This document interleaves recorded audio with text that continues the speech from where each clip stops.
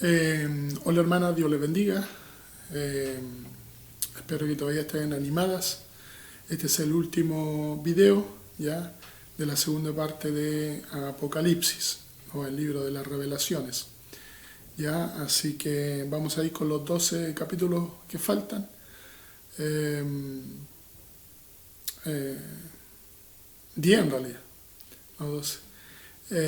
Así que recordando un poquito lo que en el video anterior hablábamos en este capítulo 12, que yo dije que era un paréntesis, por decirlo de alguna manera, un paréntesis de lo que pasaba con Satanás, ¿no es cierto?, en su afán de querer destruir y matar a Jesús. Luego que no lo intentaba, entonces él se desquitaba con los creyentes. Así que un poco eso es lo que trataba el capítulo 12, ¿no es cierto?, entendiendo que aparecen ahí algunas palabras o frases que van significando ciertas cosas, ¿ya? Entonces ahora entramos de lleno en este capítulo 13, que habla sobre la bestia que subía del mar y el falso profeta. Ahí en este capítulo 13 nosotros nos vamos a encontrar con la expresión, por ejemplo, de dragón, de bestia y del falso profeta. Cuando habla del dragón, para que ustedes sepan, está hablando de Satanás. Cuando habla de la bestia, está hablando de el anticristo y el falso profeta, ¿ya? Que son tres personajes que durante la gran tribulación van a estar obrando, van a estar moviéndose, van a estar actuando, ¿ya? Cada uno en sus funciones. Satanás, como el dragón, le va a dar autoridad a la bestia para que pueda hacer cosas. Esta bestia, que es el anticristo, entendamos también de que será alguien que intente imitar al Mesías, ¿ya? Porque de alguna manera lo va a suplantar. Incluso en la gran tribulación muchos van a creer que él es el Mesías. Así que, pero él simplemente, él está usurpando o queriendo usurpar una identidad que luego él va a demostrar realmente quién es él, ¿ya? Entonces aquí vemos los poderes satánicos, demoníacos actuando. Este capítulo 13 habla sobre algo que todavía va a acontecer en la gran tribulación, ¿ya? Entonces cuando habla del dragón, habla de un antidios, ¿no es cierto? La bestia es un anticristo y el falso profeta entonces es un antiespíritu, ¿ya? Es como si fuera representado la Trinidad, pero de una manera totalmente diferente y contraria a lo que es Dios Padre, Dios Hijo y Dios Espíritu Santo. Estos tres personajes han de actuar juntos, como ya les mencionaba en la gran tribulación, cada uno en sus funciones que les corresponde. Así que vio entonces Juan una bestia que subía del mar, y ahí se da la descripción de cómo era esta bestia, ¿no es cierto?, que es también parecido o igual a lo que Daniel también tuvo en su visión, por allá por el capítulo 7, ¿no es cierto?, que también habla sobre esta misma visión que Juan también tuvo. Así que ahí nos va dando una descripción. Se nos habla de que son 7 cabezas de la bestia que representan 7 formas de gobierno que caracterizaron al Imperio Romano. Hasta el momento en que Juan estaba teniendo la visión, habían pasado 5. Juan estaba siendo testigo de la 6ª forma de gobierno, y todavía faltaba una 7ª, que hoy en día prácticamente, como menciona aquí, es una forma de gobierno que representa a las naciones de Europa, ¿no es cierto?, en la actualidad, porque se han unido. Ellos han hecho un conglomerado Entonces muy parecido a eso y acá entonces lo representa para que nosotros podamos entender lo que hoy está pasando o lo que es en la actualidad hoy en día. Vemos también en este capítulo 13 que aquí se nos da una descripción muy bien hecha de lo que es el anticristo, ¿ya? En lo que es como personaje que irá a aparecer, ¿no es cierto? Maravilloso, un superhombre, él va a tener poder, habilidad, capacidades, él gobernará, a generales también, a líderes, ¿no es cierto? Él va a aparecer como un gran humanitario, amigo de la raza humana. Su reino será la falsificación del milenio. Él hará de tal manera las cosas que por eso digo que muchos van a creer que Él es el Cristo mismo, ¿no es cierto? El Hijo de Dios. Y muchos van a creer, muchos van a querer en su momento también adorarle, porque ya el falso profeta va a mover todas las cosas para que a Él se le adore. En definitiva, entonces, aquí una descripción muy detallada de lo que es el anticristo, ¿ya?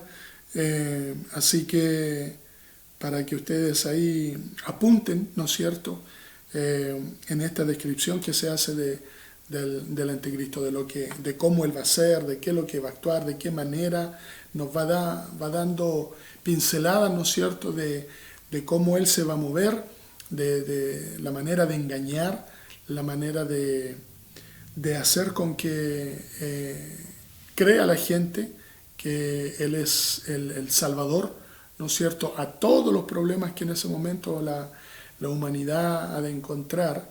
Y esto ya se está de alguna manera viendo. El espíritu del anticristo ya anda moviéndose. En estos días el espíritu del anticristo anda moviéndose. Lo único que falta es por revelarse quién es ese anticristo. Como hablamos en otros momentos, no se sabe, ni nadie sabe quién es el anticristo. Detalles habían dado que podía ser el Papa, ¿no es cierto?, o alguno de los papas, pero no tiene nada que ver con el Papa, o con el papado en este caso, nada que ver. Pero será una persona muy influyente, muy influyente. Así que hay una muy buena descripción, como le digo, en este capítulo 13, de lo que será el anticristo y de las cosas que él va a hacer. Amén. Así que básicamente eso nos habla. Se habla también al final de este capítulo, ¿no es cierto?, de la marca. Y como ya hemos venido escuchando hace muchos años, ni siquiera es algo nuevo, sino que ya muchos años que se viene hablando de la forma de gobierno que habrá en ese entonces y de la marca que será la marca de la bestia, ¿no es cierto?, el 666, que en algunos se dice que será en la frente, otro en la mano, pero será una manera, ¿no es cierto?, un código, por decirlo de alguna manera también, como un código de barra, ¿no es cierto?, donde la gente tendrá que tenerlo, aquellos que quieran comprar o que quieran vender. Solamente aquellos que estén marcados podrán hacer ese tipo de cosas. Entonces ya usted entenderá que en la gran tribulación ya será una manera de poder identificar a aquellos que se dejaron marcar por la bestia. Habrá algo en su frente.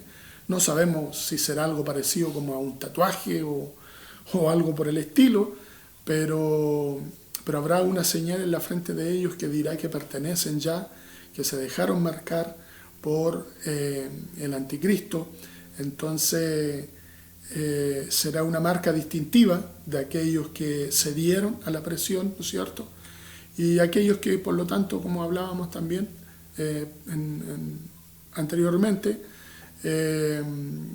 aquellos que no se dejen marcar, ¿no es cierto?, que no reconozcan al anticristo como el Dios verdadero, entonces eso van a sufrir y van a pagar su salvación con la muerte con sus propias vidas, ¿ya?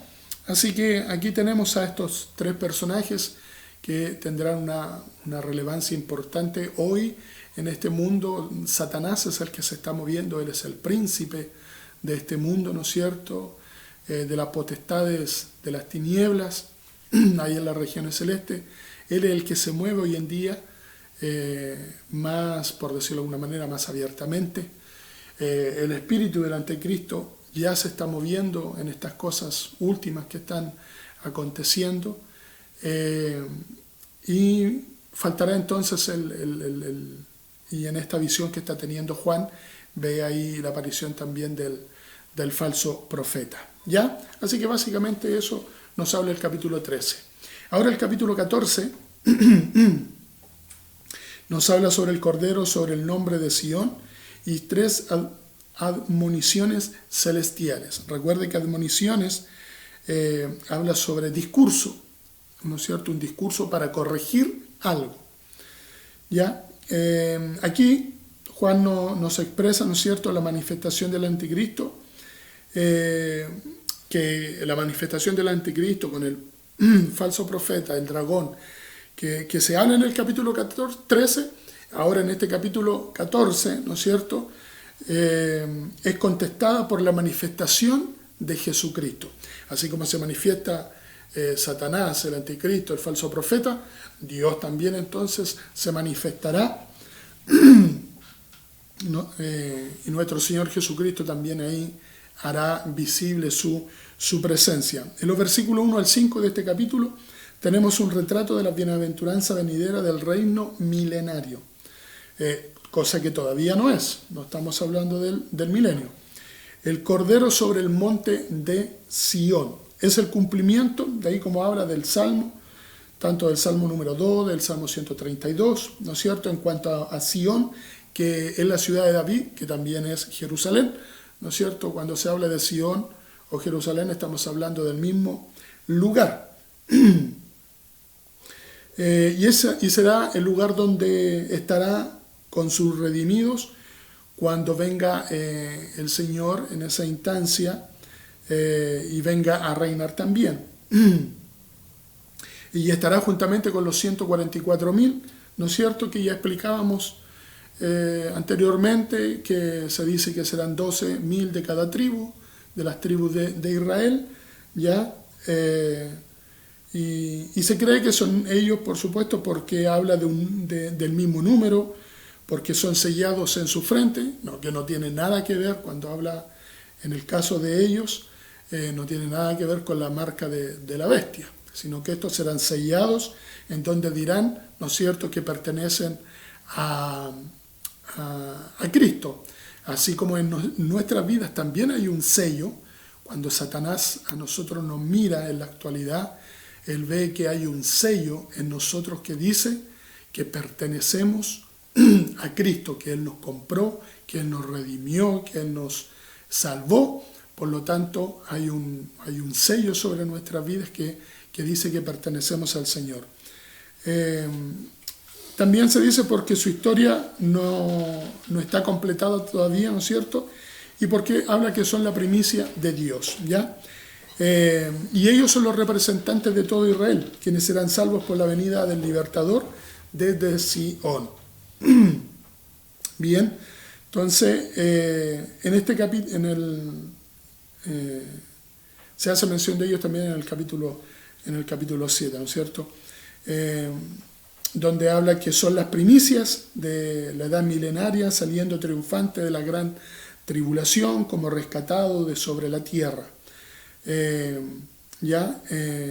Ahora Juan continúa su relato diciendo que ve un ángel volando en medio del cielo teniendo un evangelio eterno que anunciar a cada nación, tribu, lengua y pueblo. Eso habla el versículo 6 del capítulo. Pero no es este nuevo evangelio que nosotros conocemos, la buena nueva de salvación que hoy nosotros disfrutamos, que vivimos y que tenemos que seguir anunciando.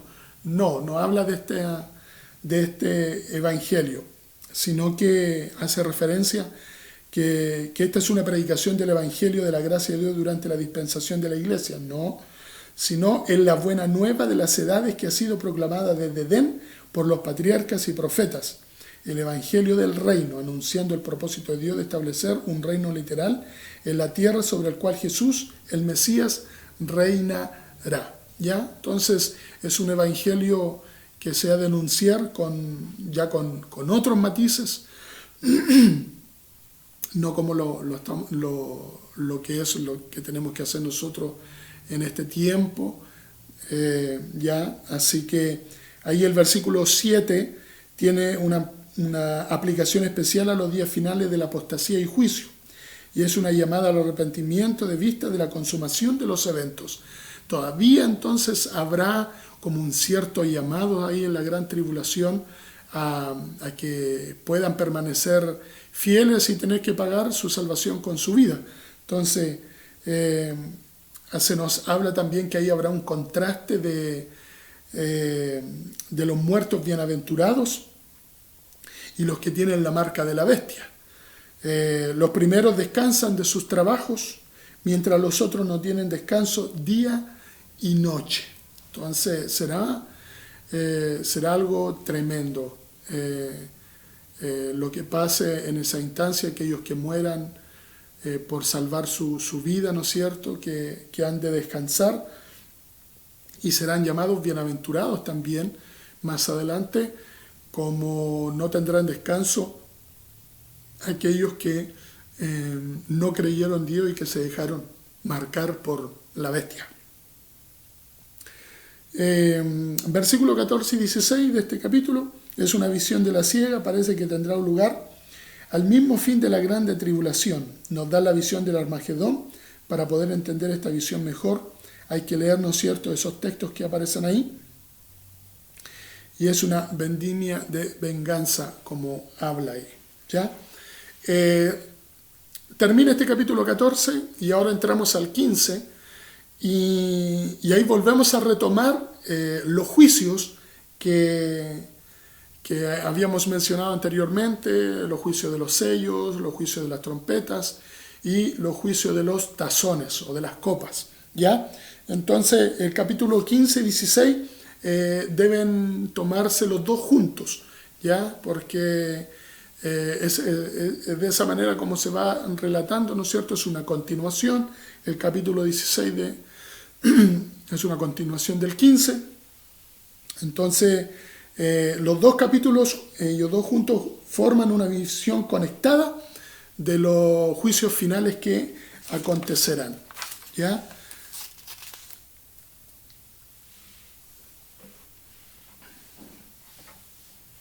Entonces en el versículo 1 de este capítulo 15 habla sobre señal en el cielo. Los 7 ángeles son administradores del Todopoderoso en sus juicios finales. Un mar de vidrio revuelto con fuego. Las aguas no necesitan más para la purificación. Aquí significa un perfecto descanso, y el ser revuelto con fuego simboliza que pasará victoriosamente la prueba de la bestia y de la gran tribulación. Los versículos 3 y 4 nos dicen de un cántico doble, ¿no es cierto? Así como el cántico de Moisés es el cántico del Cordero. Versículos 5 al 8, porque tan solo tiene 8 versículos este capítulo 15, nos dan un cuadro maravilloso donde estaba abierto el templo en el cielo, donde el arca de su pacto fue vista ya en el capítulo 11, versículo 19. Fiel a aquel pacto en que Israel y la tierra, ambos dos, han de ser bendecidos. Dios al fin está para cumplir sus promesas y vindicar su gran nombre.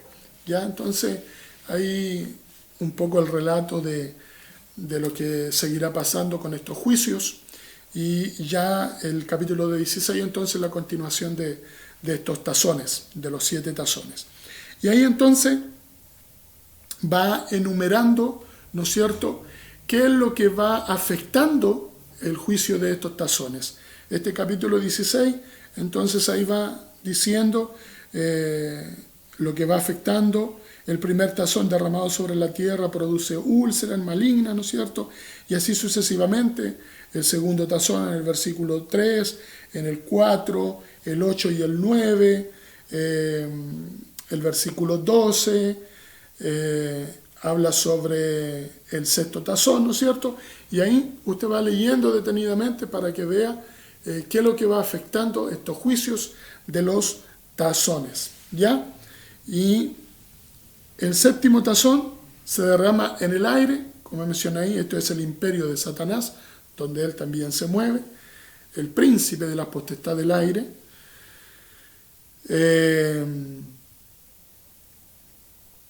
Así que el capítulo 16 entonces es un relato de lo que va a pasar, de lo que afectan estos tazones, ¿ya? El versículo 20 no habla de una completa cesación, sino una renovación universal, la purificación final de todo de lo que daña, ¿ya? En este tiempo caerá un pedrisco grande sobre los hombres y cada piedra pesando como 100 libras, es decir, más o menos como 45 kilos, pesará cada una de esas piedras o granizos, como también se le habla, que caerá sobre los hombres y que, por supuesto, imagínense cayendo 45 kilos sobre la cabeza de una persona, obviamente no la va a dejar viva. Así que ahí entonces tenemos un relato de lo que ya prácticamente podemos ver que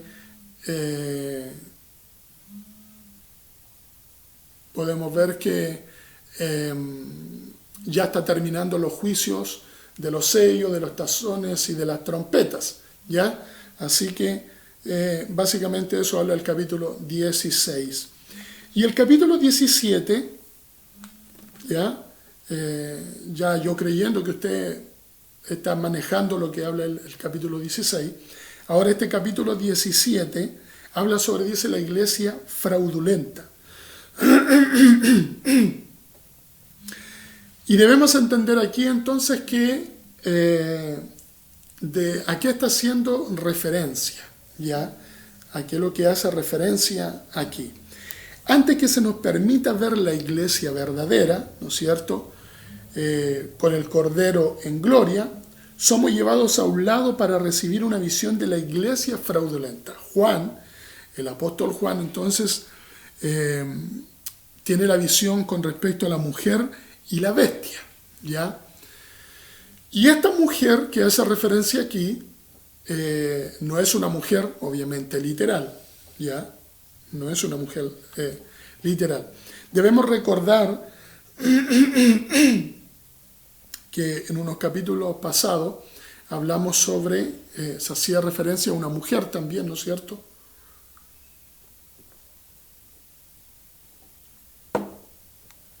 Se hacía referencia a una mujer y que esa mujer estaba representando a la iglesia, ¿ya? Ahora esta mujer no está representando a la iglesia de Cristo. Ella está representando a la iglesia, mejor dicho, a todas las religiones existentes, ¿ya? Porque la iglesia del Señor no está en la tierra. Recuérdese que esto también forma parte de la gran tribulación, de lo que Juan estaba viendo, que acontece en ese tiempo. La iglesia está participando de las bodas del Cordero, ¿no es cierto?, con Jesús. Y la visión que Juan está teniendo con respecto a la iglesia fraudulenta, que es esta mujer que representa todas las religiones del mundo, donde resalta mayoritariamente la iglesia católica, ¿ya? Que es como la cabecilla de todo esto, la que planificó muchas cosas, fue la iglesia cabecilla que persiguió a los cristianos, ¿no es cierto?, desde la iglesia primitiva, pasando por la historia de distintas maneras,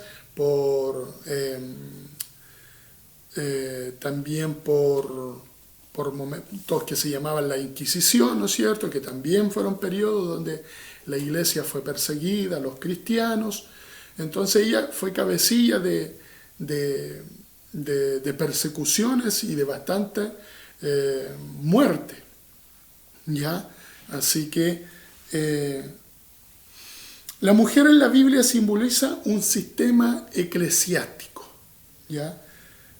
Por eso que Jesús viene a buscar a su novia, porque la iglesia es representada como si fuera una mujer. Entonces, lo que aquí está hablando en este capítulo 17, la mujer en la Biblia simboliza un sistema eclesiástico. El apóstol Pablo llama a la iglesia de Cristo un misterio.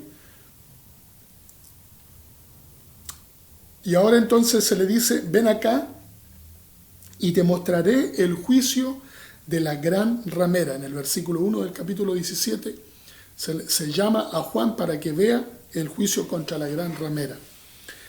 Ella es la grande iglesia apóstata final y se incluyen en ella todas las religiones. Aquí no está hablando solamente de la iglesia católica o de, no sé, musulmanes o de distintos otros nombres de iglesias que van habiendo, ¿no es cierto? Espiritistas, infinidades de ciencia cristiana, cosas que ustedes ya han visto también, ¿no es cierto? Así que aquí se incluye a todas. Todas son metidas dentro del saco. Todas las religiones falsas e idólatras desde los postreros tiempos hasta el fin, en contraste con la mujer revestida del sol del capítulo 12, ¿no es cierto? En el capítulo 12 hablaba de una mujer que representaba a la iglesia y que esa era la iglesia de Cristo.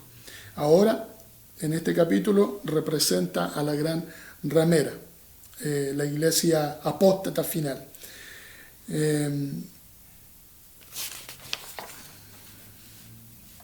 Vemos aquí algunos detalles con respecto a lo que se habla, por ejemplo, de vestimenta, ¿no es cierto?, lo que va representando, y se va dando alusión en esta descripción como es que si estuviera hablando solo de la iglesia católica, pero vuelvo a repetirle, no, está hablando en un contexto general, pero se le resalta más a la iglesia católica porque es la que más cosas ha hecho en contra de los cristianos seguidores de Cristo, en definitiva.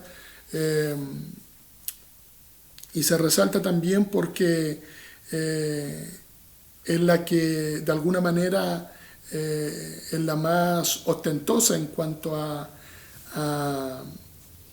maneras de tratar ciertas cosas ya durante todo el tiempo, desde los inicios de la iglesia, ¿no es cierto? Entonces ella ha ostentado cosas que muestran cómo ella es y los intereses que también ella tiene con respecto a ciertos puntos, ¿no es cierto? La mujer estaba vestida de púrpura, escarlata, adornada de oro, de piedras preciosas, de perlas, ¿no es cierto? Y se menciona que estos colores, por ejemplo, son colores que usa el papado, ¿no es cierto? Los colores... el color púrpura, la gran cantidad de oro, de piedras preciosas. Se dice que si la Iglesia Católica tradujera a dinero todas las posesiones que tiene, podría fácilmente darle de comer a todos los pobres que hay en el mundo y no habría pobreza en el mundo. Acabaría con el hambre 2 veces, imagínense, con todo el dinero que ellos tienen y ostentan, pero aún así ellos siguen recaudando dinero y pidiendo y pidiendo y pidiendo y pidiendo porque al final son cosas que ellos guardan para sí, ¿ya? Viven una humildad aparente, viven una sencillez aparente, viven una propiamente tal lo que ellos tratan de demostrar, al final no lo es, ¿no es cierto? Entonces por eso es como es que se resalta un poco más a la iglesia católica y se le llama como la gran ramera, ¿no es cierto? Porque ella influencia a los demás también. Es lo que hoy el Papa está tratando de hacer, de influenciar con respecto a los gobiernos en sí, a decisiones, a posturas, a iniciativas, a ideas. Entonces, hoy en día, por ejemplo, el papado está llevando la iniciativa de lo que es de lo que es tiene que ver con el tema de ay, se me olvidó. A ver si me ayuda, hermano Cristóbal, que tiene que ver con la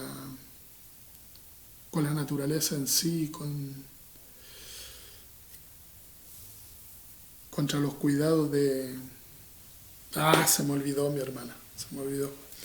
Pero está llevando la iniciativa el Papa con respecto a la contaminación.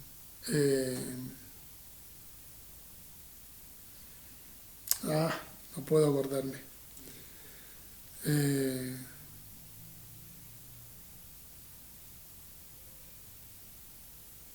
Ay, señor. Esta niñita que es activista como... eso era, pues. El papado está llevando a cabo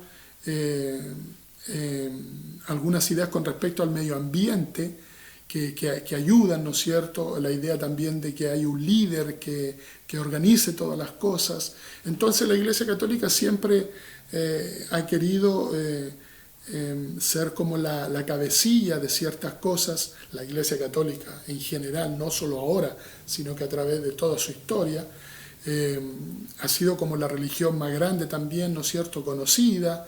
Por lo tanto, ha tomado la delantera en iniciativas y por lo tanto por eso se le resalta más.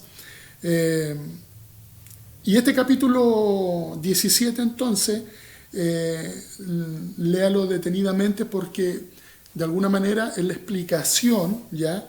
Es la explicación de cómo se va degradando el sistema religioso, ¿no es cierto?, desde su inicio, desde cuando comienza, cuando se nombra a Nimrod, se nombra a la esposa de Nimrod, al hijo de Nimrod, y que va llevando, ¿no es cierto?, hasta la Torre de Babel, de lo que pasa ahí, de cómo se va degradando, ¿no es cierto?, este sistema religioso, hasta pasando, ¿no es cierto?, y llegar, en definitiva, y por qué la Iglesia Católica es como la cabecilla, porque en esta explicación de esta degradación del sistema religioso desemboca en Roma,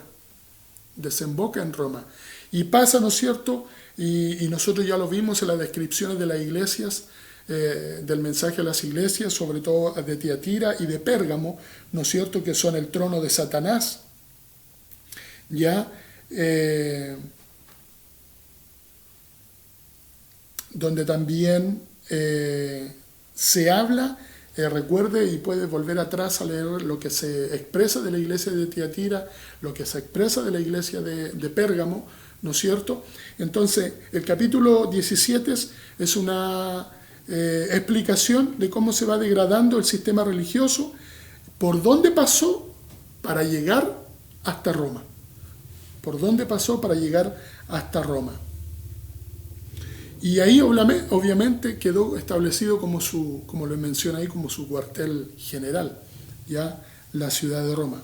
Cuando Cristo vino al mundo, el misterio de la iniquidad estaba abundando y le dio fuerte oposición, como también se opuso al trabajo de los apóstoles y de la iglesia primitiva. Se opuso, ¿no es cierto?, desde que Cristo nació, cuando comenzó su ministerio, Cristo tuvo oposición por ciertos sectores, ¿no es cierto?, no tan solo políticos, sino que sectores religiosos también, incluso de los religiosos tradicionalistas que solo se guiaban por la ley y no eran practicantes, tan solo eran oyentes nomás. Y la iglesia en su inicio también tuvo su apostasía, su persecución, tuvo su presión, y durante todo este tiempo de gracia que hemos vivido desde la muerte de Cristo hasta ahora, también la iglesia ha sufrido persecuciones.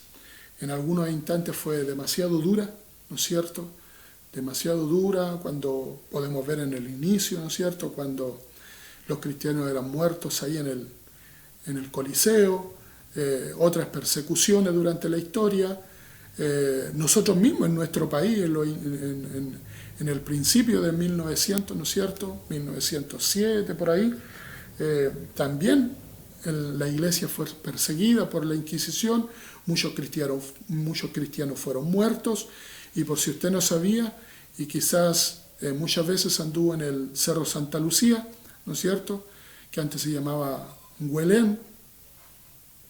En ese cerro había antes una placa que hablaba sobre los muertos cristianos que ahí fueron ejecutados, ¿no es cierto?, que fue el cementerio de cristianos porque no hubo sepultura para ellos, no se encontraba un cementerio para sepultar a un cristiano, no estaba permitido, por lo tanto eran arrojados en ese lugar.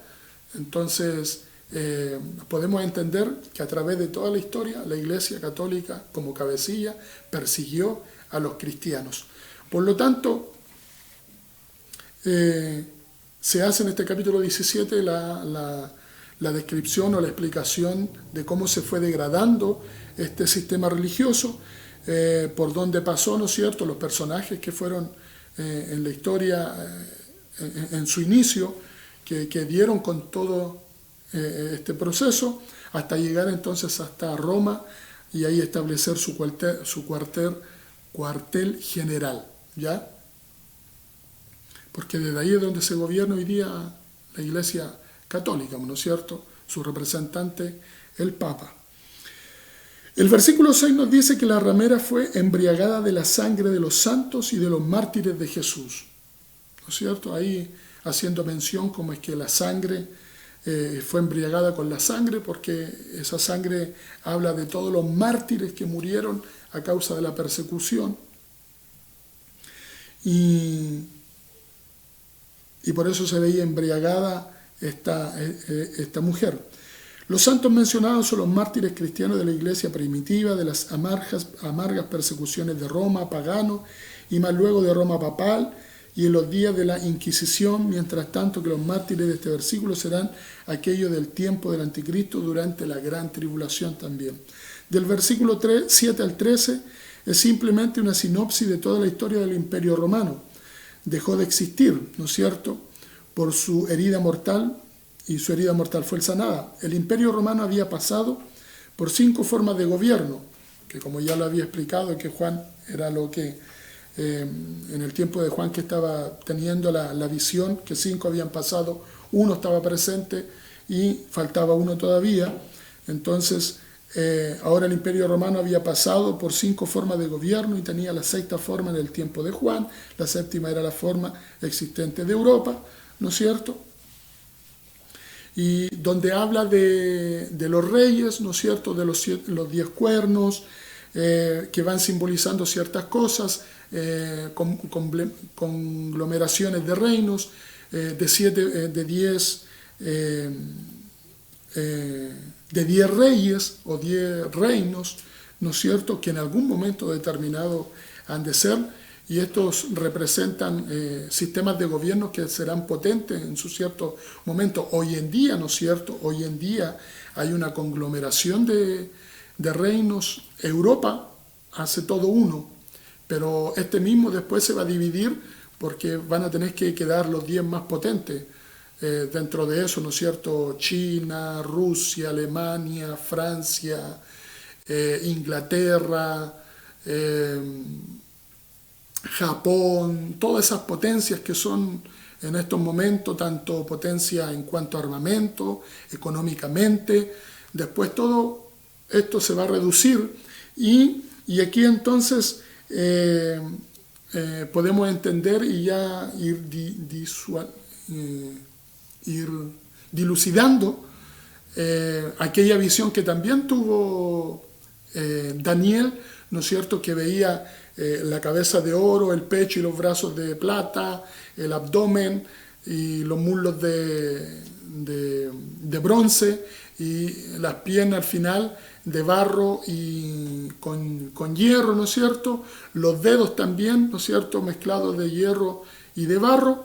Y entonces aquí se ve que estos cuernos, estos reinos van representando a estos 10 países, por decirlo de alguna manera también, que en este postreros tiempos también aparecerán, pero dice que una piedra fue tomada, ¿no es cierto?, y fue lanzada sobre esa estatua, y que ese reino se destruyó. Aquí va a pasar algo exactamente lo mismo. Aquí es donde veremos cumplida esa visión que tuvo Daniel, que también la tiene Juan, ¿no es cierto? Y aquí prácticamente, terminando este capítulo, nosotros estamos viendo cómo esto está aconteciendo y se va a cumplir. Bien, aquí entonces, como le decía, se describe un poco lo que pasará con la iglesia, y no con la iglesia de Cristo, no, vuelvo a repetirle, y lo que harán estos 10 reyes con ella, porque dice que en esta parte se nos explica que esta iglesia católica, ya tomémoslo así, que va a tomar la batuta, ya que encabeza las demás religiones del mundo, ¿no es cierto? Ellos se van a ir en contra de esta religión católica, para que usted ya pueda entenderla, ¿no es cierto? Si se le complica, ¿no es cierto? Este resto de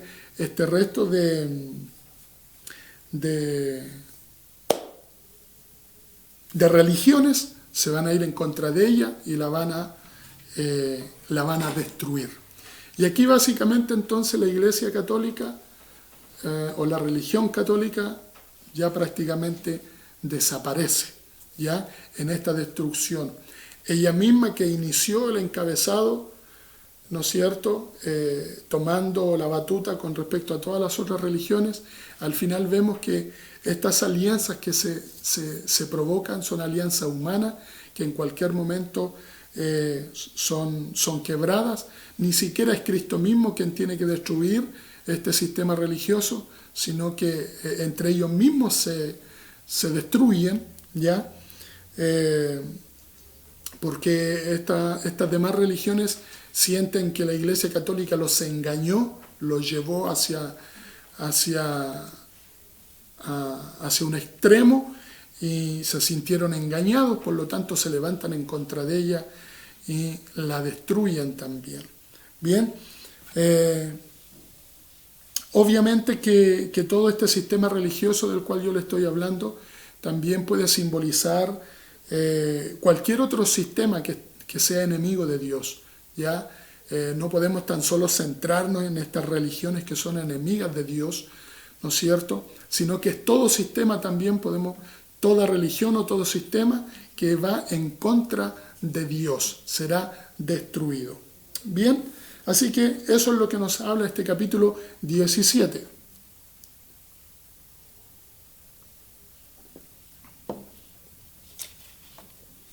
Ahora el capítulo 18 nos habla sobre la destrucción de la Babilonia política, ¿ya? Estábamos hablando que fue destruida la Babilonia religiosa y ahora es destruida la Babilonia política, ¿no es cierto? Babilonia ahora se ve bajo otro aspecto. Este capítulo 17, para cerrar, este capítulo 17 habla sobre una Babilonia, ¿no es cierto? La gran Babilonia, la gran ramera, ¿ya? Entonces, hablando de un lugar específico que son las religiones, y especialmente la católica. Entonces ahora hablamos de la Babilonia política. En el capítulo 17 tenemos el centro religioso en Roma y sus idolatrías inicuas, y las obras religiosas falsas también que son incluidas. Mientras en este capítulo, en el 18, tenemos todo el sistema de la cristiandad apóstata en su aspecto comercial. Ya, en otras palabras, habiéndonos dicho de la destrucción de la Babilonia eclesiástica, ahora vamos a saber de la destrucción de la Babilonia política. Un gobierno contra Dios destruye a la iglesia fraudulenta, porque el tema del capítulo 17 era la iglesia fraudulenta. Entonces, un gobierno contra Dios destruye a la iglesia fraudulenta. Pero en el capítulo 18, Dios mismo destrona al gobierno anti Dios y contra Dios. Dice en el versículo del 1 al 3, en este capítulo 18, que un ángel desciende del cielo para anunciar su caída y suerte terrible. Es probable que este ángel sea el Dios mismo, siendo esta su tercera manifestación como ángel, ¿no es cierto? Que primero fue en el capítulo 8, versículo 3, donde lo vimos como su dignidad como sacerdote, en el capítulo 10, versículo 1, en su dignidad real, y aquí como el heraldo ejecutivo de la venganza de Dios sobre Babilonia. Muy bien. Babilonia, o el sistema religioso, ha venido a ser albergue de demonios, guaridas de géneros de espíritu, y ahí como inmundos, donde naciones tomaron ansiosamente de su cáliz y los reyes de la tierra cometieron fornicación con ella, y con este sistema fue comisionado un gran comercio, que también fue destruido, ¿ya? Porque aquí no es la destrucción solamente religiosa, sino que es una destrucción completa, religiosa, política, ¿no es cierto?, económica en este caso también. Y el versículo 21, capítulo del...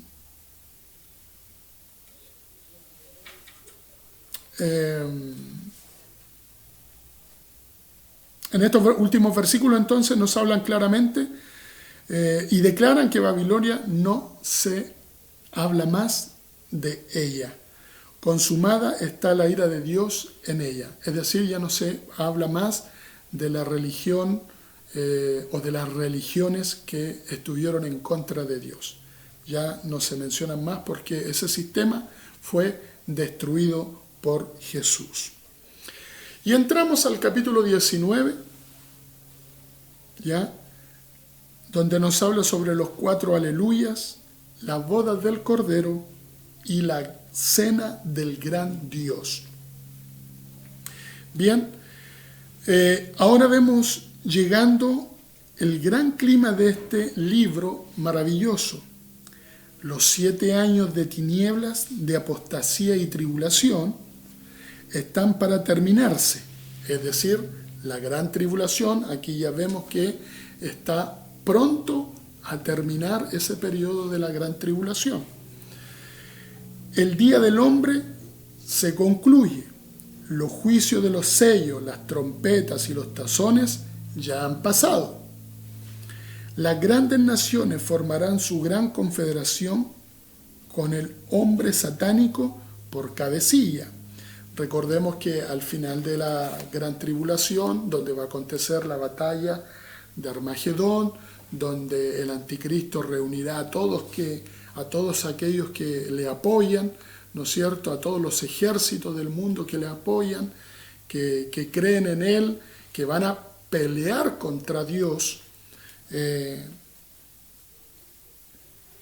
Entonces, estamos ya llegando a ese final de esos 7 años, y donde se está llamando a reunir ahí en el valle de Armagedón.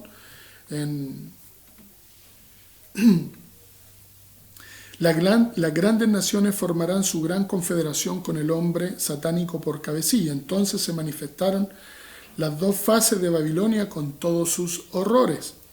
En medio de todo esto, el fiel residuo de Israel, cuando habla de fiel residuo, está hablando, ¿no es cierto?, del remanente fiel, dio su testimonio. Muchos fueron martirizados, pero su predicación resultó en la salvación de una gran multitud. Ya vuelve a hacer mención que esa gran tribulación va a haber un buen número de gente que se va a salvar también.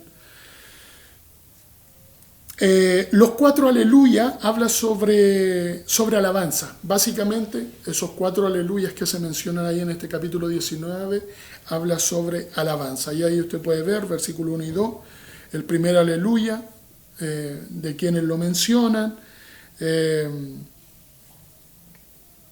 lo que quiere decir también aleluya. Aleluya habla quiere decir alabanza, ¿no es cierto?, a Jehová. Es una de las más altas exclamaciones y de culto de adoración hacia nuestro Dios. Hay unos personajes antiguos, ¿no es cierto?, como Anselmo, por ejemplo. Él consideraba que considera la palabra angélica eh, la palabra aleluya la considera como angélica.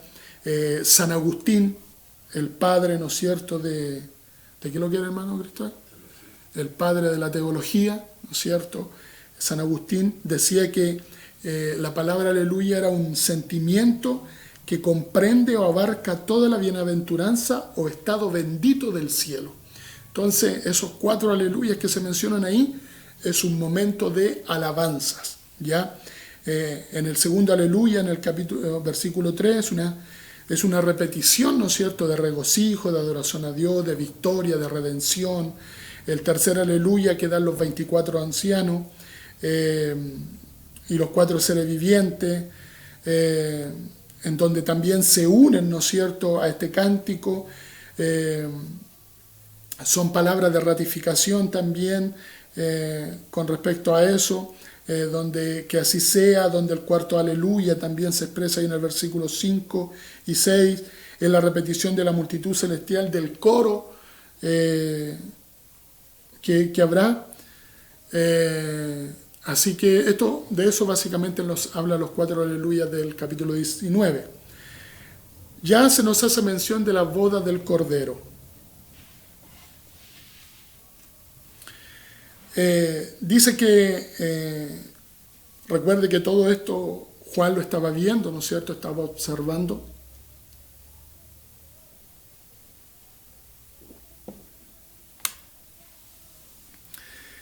Y ya la visión se quita de ese juicio contra la Babilonia, contra la gran ramera. Ya los ojos se dejan de mirar esa escena y ahora se concentran un poco ahí en las bodas del Cordero.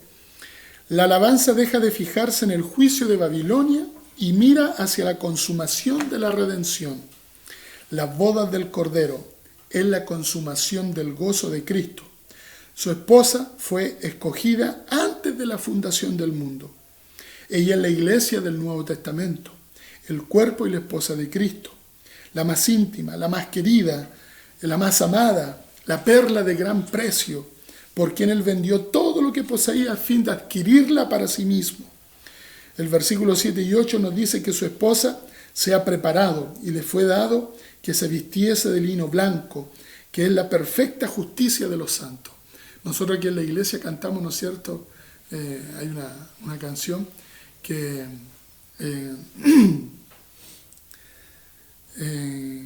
a la novia se le ha concedido que se vista de lino fino, limpio y resplandeciente. Amén. No deja en realidad de producir una emoción todo esto, el poder leer, el poder meditar en eso, el poder soñar de cómo va a ser ese momento, como ponerse en los pies de Juan y ver esa visión que él está teniendo, que se le está siendo mostrada, ¿no es cierto? No deja al momento de escudriñar, de leer por aquí y por allá, no deja de tener emoción esto, porque será algo que va a acontecer entonces y que será algo maravilloso. Así que ahí se nos van explicando cosas con respecto a la boda, ¿no es cierto?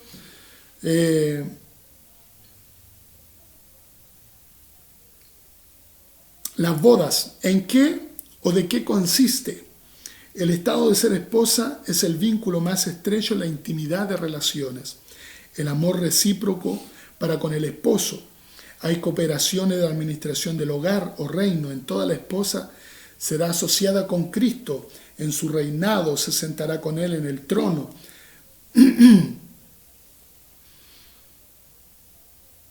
Así que aquí se nos habla, ¿no es cierto? Y aquí también va reforzando lo que dice este capítulo, de cómo será ese momento de la boda y de cómo será esa relación de la iglesia con el novio, ¿no es cierto? De la novia con el novio, que los dos estarán a la par, que los dos reinarán, que los dos se sentarán en el trono, donde también se nos menciona que bienaventurados son aquellos que han sido llamados a las cenas de las bodas del Cordero, en el versículo 9. ¿Quiénes son estos llamados? Ciertamente no es la esposa, ¿ya? Porque la esposa no puede ser invitada, obvio. Es la esposa y el esposo son los que invitan a una boda. Entonces, por lo tanto, ¿quiénes son estos llamados? No puede ser la esposa, ¿no es cierto? Porque la esposa no se convida a sí misma a participar del casamiento. Imagínese ahí una escena, ¿no es cierto? Y decir la novia, dice, ¿sabes, novia? Te quiero invitar a mi matrimonio, a mi boda, así que puedes participar de ella, nada que ver. Estos convidados son del Antiguo Testamento y las multitudes lavadas por la sangre de Cristo que saldrán de la gran tribulación, ¿ya? Porque hay una cosa que nosotros debemos entender. La iglesia no existía en el Antiguo Testamento, porque debemos entender que iglesia no es el lugar físico, no es una construcción, no es un templo, ¿ya? Entonces, por lo tanto, la iglesia no existía en el Antiguo Testamento. No va a estar en la gran tribulación. Por lo tanto, estos convidados a participar de las bodas del Cordero son aquellos que murieron en Cristo, ¿no es cierto?, en el Antiguo Testamento, y los que salvan su vida, valga, no sé, ahí el trabalengua, salvan su vida con la muerte en la gran tribulación. Estos son convidados porque la iglesia es, ¿no es cierto?, desde donde ella nace, allá en el tiempo, ¿no es cierto?, de Cristo, hasta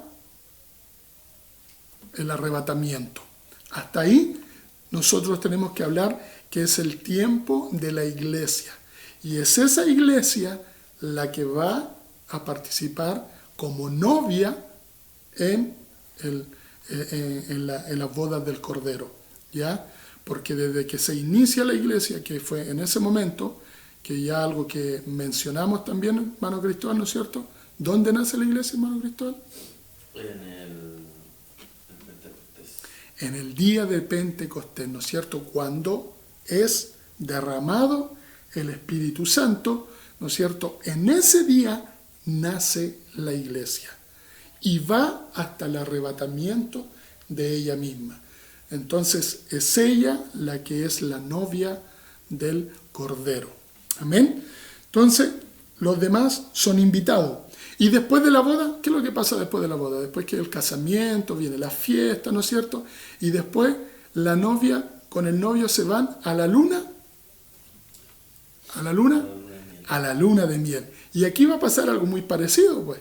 Claro, pues si es una boda, por lo tanto el novio con la novia tienen que irse de luna de miel. Y mire dónde se van a ir de luna de miel. La iglesia se fue, ¿no es cierto? Participó de la boda del Cordero y luego baja la iglesia con Cristo para reinar los 1000 años. Entonces la iglesia vuelve a su lugar, entre comillas, vuelve a la tierra, ¿no es cierto? Y ahí estará.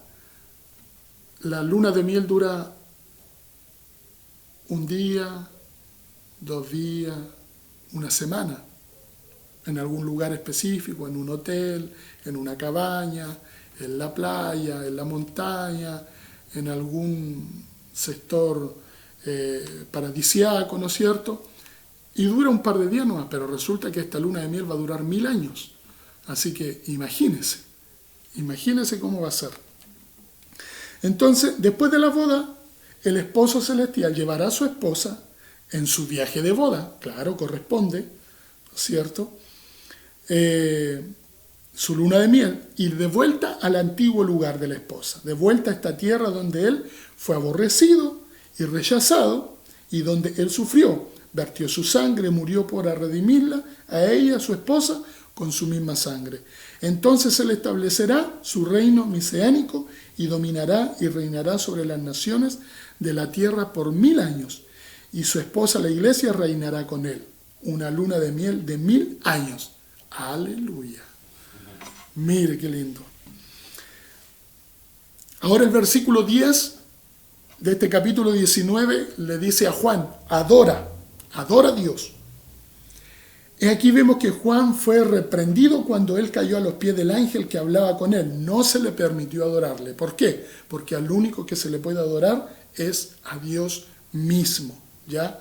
Y eso lo tienen muy bien los ángeles. No permiten adoración para ellos, y por eso Juan fue reprendido por el ángel, en donde le dice: no te arrodilles, no es a mí quien tienes que hacerlo. Estoy parafraseando: no es a mí quien tienes que hacerlo, porque el único que merece es Dios, quien merece la adoración. Por lo tanto, párate de ahí, al tiro nomás, le dice. Y por supuesto sabemos que no hay que adorar a ángel, no hay que adorar a imagen, ¿no es cierto? Tan solo a Dios podemos nosotros adorar. Ya en los versículos del 11 al 21 tenemos la visión de vuelta de Cristo para sujetar toda autoridad, viniendo para juzgar y para hacer guerra. Es como, podemos decirlo, es como un paréntesis también esta parte que nos habla sobre la boda del Cordero, porque aquí rápidamente el versículo 11 al 21 nos hacen volver nuevamente al final de la gran tribulación, para ya ver y entender que van a ser cumplidas un montón de profecías, van a ser cumplidas. Bien, retornamos nuevamente a ese momento y Juan nuevamente ve el cielo abierto, donde ve salir un gran guerrero, ¿no es cierto? El guerrero valiente, como se llama aquí, que es Jesús. Este es Jesús, ¿ya? Montado sobre un caballo blanco, ¿no es cierto? Cuando entró en Jerusalén, ¿se recuerdan? Cuando el día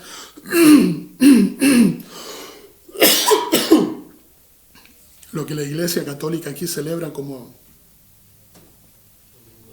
el Domingo de Ramos, ¿no es cierto? Donde algunos lugares tienen hojas de palma, ¿no es cierto?, que fueron ahí tiradas para que Jesús pasara en su pollino, donde él fue montado, donde entró de una manera humilde, ¿no es cierto? Tenemos los dos contrastes. En su venida a la tierra para iniciar su ministerio y todo eso, vemos que él entra de una manera humilde. Ahora ya es totalmente diferente. Él viene entonces como ese guerrero valiente montado sobre un caballo blanco, donde eso significa pureza. Así que ahí vamos viendo los nombres que se le van dando. Es llamado el fiel y verdadero, es la encarnación o incorporación de la plenitud de fe. El anticristo es el Dios falso y engañador, ¿no es cierto? Sin embargo, él es el fiel y verdadero. Su nombre es el Verbo de Dios.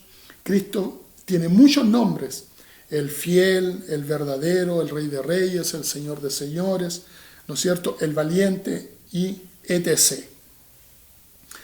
Y además tiene un nombre, dice ahí, hace mención que tiene un nombre que nadie sabe, solamente Él. Eso es para que nosotros podamos entender que también nuestra mente es demasiado limitada para entender todo aquello que es en Dios en sí mismo, ¿ya?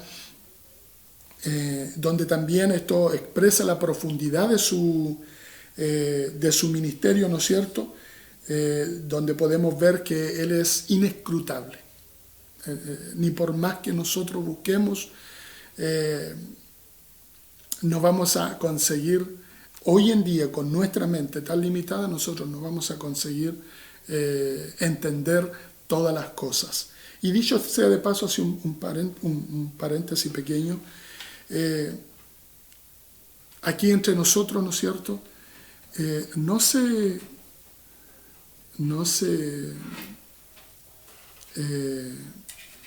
se preocupe si usted no alcanza a entender todas las cosas, ¿ya? No se cuestione, no se reproche, no se complique la vida si usted no logra entender todas las cosas, porque hay cosas, yo que llevo 40 años en la iglesia, hay cosas que todavía entiendo con respecto a muchos temas. Y si preguntamos a los mayores teólogos de la historia y modernos, tampoco, tenga por seguro, tampoco que ellos entendieron todas las cosas. O logran imaginar o dimensionar todas las cosas. la verdad que nosotros nos quedamos cortos si tratamos de dimensionar o de explicar algunas escenas, ¿no es cierto?, o visiones que tiene Juan. Nosotros nos quedaríamos cortos en explicar todo eso. Por eso más adelantito hay algo que me gusta mucho y que en definitiva es algo que tiene mucha razón y que después lo vamos a comentar. Entonces no se cuestione el no poder entender todas las cosas. No lo vamos a llegar a hacer. Simplemente disfrute el momento, aférrese cada vez más al Señor, busque hacer su voluntad, no se aleje por nada, no suelte su mano, no deje de dar gracias, de ser agradecido. Todo esto que nosotros estamos viendo nos lleva para aferrarnos más todavía al Señor y permanecer fieles hasta que Él venga. Amén. Así que ahí cierro mi paréntesis.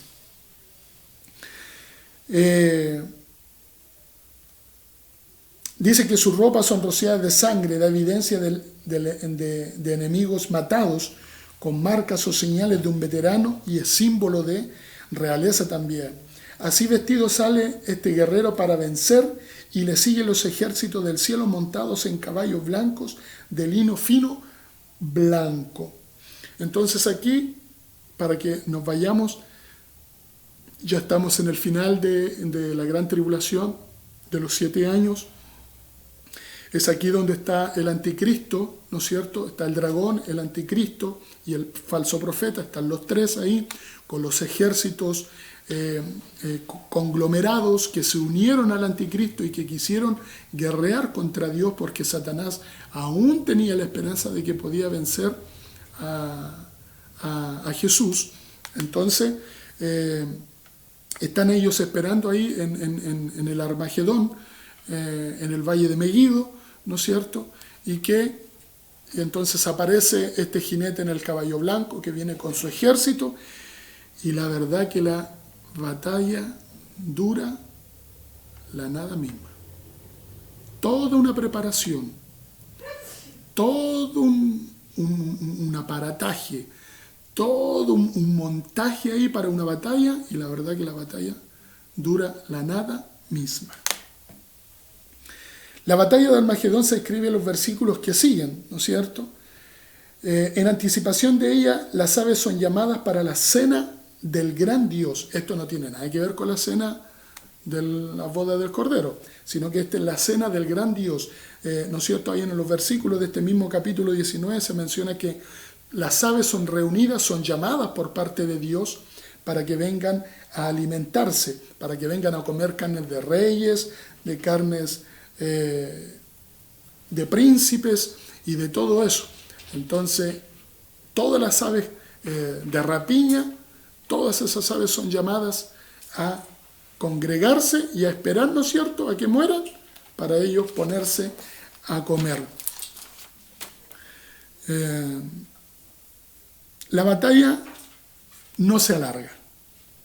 Con un golpe poderoso se termina todo. La piedra cae y el dominio y gobierno de los gentiles cesa.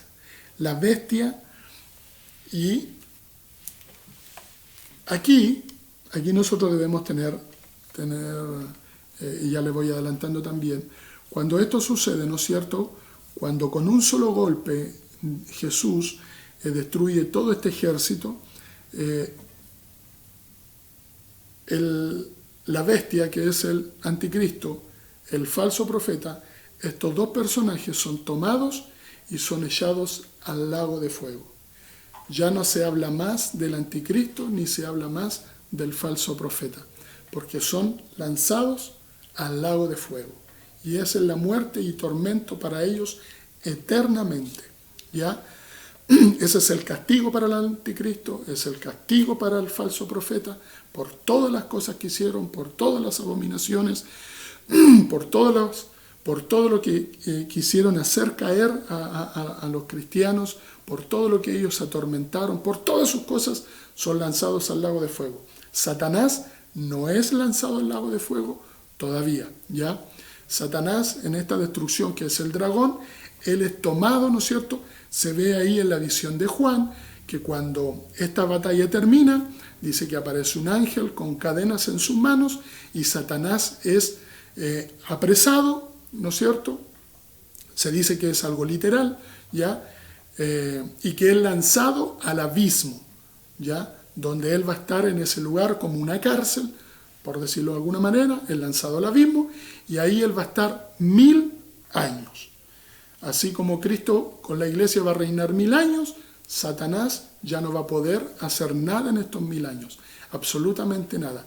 En los 1000 años no hay influencia de maldad. ¿Por qué? Porque el diablo no va a estar trabajando. Entonces esto pasa al final de la batalla del Armagedón. Como se lee ahí, ¿no es cierto? La batalla no se alarga, con un golpe poderoso se termina todo, la piedra cae y el dominio y gobierno de los gentiles cesa. La bestia y el falso profeta son tomados vivos y echados en el lago de fuego, y sus ejércitos destruidos por completo también.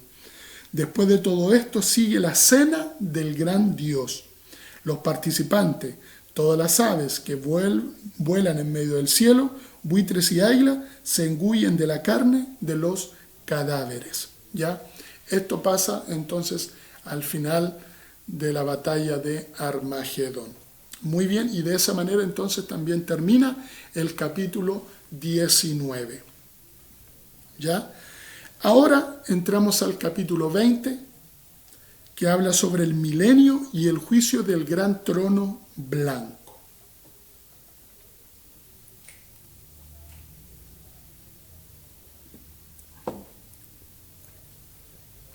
Vi un ángel del cielo teniendo las llaves del abismo.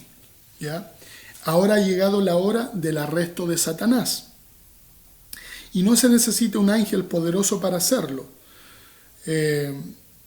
Un ángel prendió a Satanás con una gran cadena, esto es un atamiento literal, y lo arrojó al abismo, sellándolo con un candado de combinación para que no abriese durante los 1000 años. Satanás no es arrojado al lago de fuego. En este tiempo donde están sus dos compañeros viles, que es la bestia y el falso profeta, porque Dios tiene más uso para él todavía, o sea, todavía no es el fin de Satanás. El abismo es el lugar de los espíritus muertos, almas no salvas que han dejado el cuerpo. El destronamiento del Dios de este mundo, ¿no es cierto?, de Satanás, resulta en la entronización del Rey verdadero. Entonces, Satanás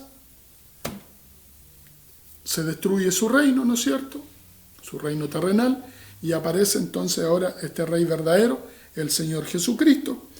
Y así es que Juan ve en los versículos 4 a 6 el reinado de Cristo con sus santos por 1000 años en la tierra. Vemos aquí entonces, básicamente en este periodo donde la iglesia, después de ser arrebatada y después de 7 años, vuelve, ¿no es cierto?, a participar de este reinado del milenio, donde Cristo reinará en las naciones, donde se habla también que el galardón de los cristianos será el poder gobernar las naciones, juzgarlas también. Recordemos que la vida sigue su curso prácticamente normal, a diferencia que ahora el mundo de ese entonces lo reinará Jesús con la iglesia. No hay así una descripción totalmente abierta de lo que va a pasar en esos 1000 años, pero sí hay cosas que se deducen que pueden acontecer, como por ejemplo que el estado de la tierra o el ambiente de esos 1000 años será un poco lo que se vivió en el huerto del Edén, en el paraíso, en el inicio de la creación. Se dice que la gente ya no va a morir de la edad que hoy está muriendo, sino que a los 100 años todavía la gente va a ser joven, que lo más probable, no se menciona en ninguna parte obviamente que la gente va a morir o va a vivir más de 1000 años, o o va a estar cerca de esa fecha viviendo, pero sí hay indicios de que, o deducciones de que sí la gente va a vivir muchos años. Como hay deducciones también donde, por ejemplo, el león va a pastar juntamente con la oveja, el león ya no comerá carne, los niños podrán jugar con aquello que es llamado bestia, podrán estar ahí apacentando, durmiendo juntos, el león con el lobo con el cordero, en fin, entonces nuestros cuerpos serán distintos, nuestros cuerpos serán glorificados, podremos trasladarnos de un lugar a otro como para que usted lo entienda, ¿no es cierto?, lo que hoy en día hacen alusión o muestran que un fantasma cruza paredes, ¿no es cierto?, y se traslada de un lugar a otro. Bueno, nosotros no vamos a ser fantasmas, pero sí tendremos cuerpo glorificado en donde no habrá materia en nuestro cuerpo, por lo tanto, sí podremos trasladarnos de un lugar a otro en un instante. Entonces, dentro de este milenio, la vida continuará en cierta manera normal, la iglesia, el mundo tendrá que repoblarse, porque recuerde que hasta el final del Armagedón, más de la mitad de la población del mundo en ese momento va a ser destruida. Entonces, seguramente se seguirá repoblando, el sistema de gobierno será teocrático, ¿no es cierto? Será un solo tipo de gobierno, teocrático, en donde Dios va a comandar todas las cosas y la iglesia juntamente con Él. Entonces serán 1000 años donde podrán acontecer muchas cosas y que no tenemos demasiado indicio de lo que será, pero también sí hay especulaciones de cosas que pueden ser y que no están lejos de una realidad de lo que pudiera acontecer teniendo a Jesús como el rey de ese momento, el gobernador de ese momento. Entonces,